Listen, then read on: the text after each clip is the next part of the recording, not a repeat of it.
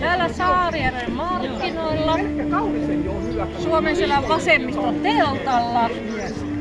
Hei, sä et oo Saarijärveltä. En, mä tulin Jyväskylästä tänne.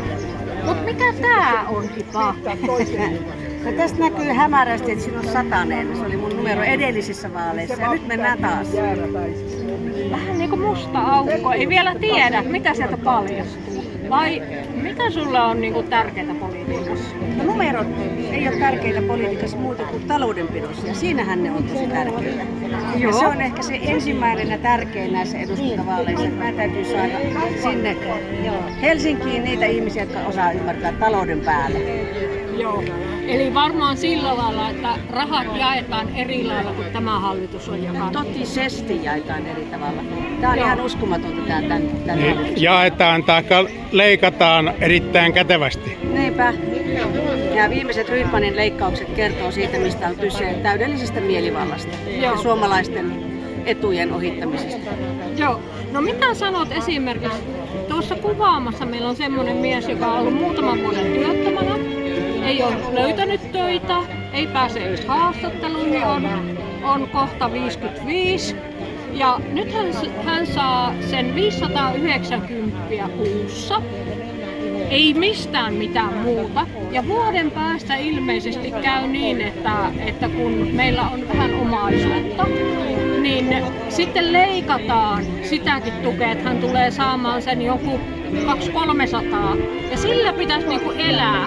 Mä käyn pienipalkassa työssä, niin onko se tosiaan niin, että siihen pitää tyytyä? Ei. Meillä on perustuslain 19 pykälä, joka takaa suomalaisille oikeuden työhön ja toimeentuloon ja hoivaan. Ja tämä on se, mikä tämän hallitus on nyt purkamassa tylysti. Ja nämä hallituksen leikkaukset kohdistuu sellaisiin ihmisiin, joille tulee eri suunnista erilaisia leikkauksia.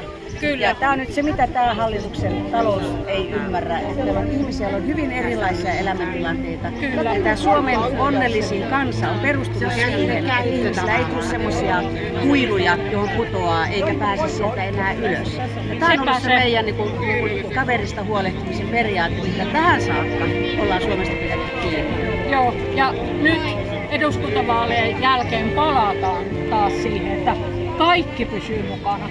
On syytä äänestää niin, että palataan. Kyllä. Näin ei voi jatkuu. Kyllä. Eli jos sä ajattelet, että joku hallituksen politiikassa mättää, niin vasemmisto on sulle vastaus.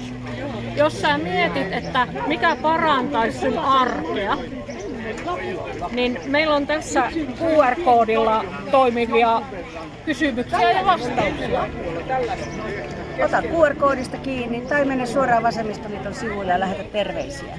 Me viedään niitä eteenpäin. Kiitos.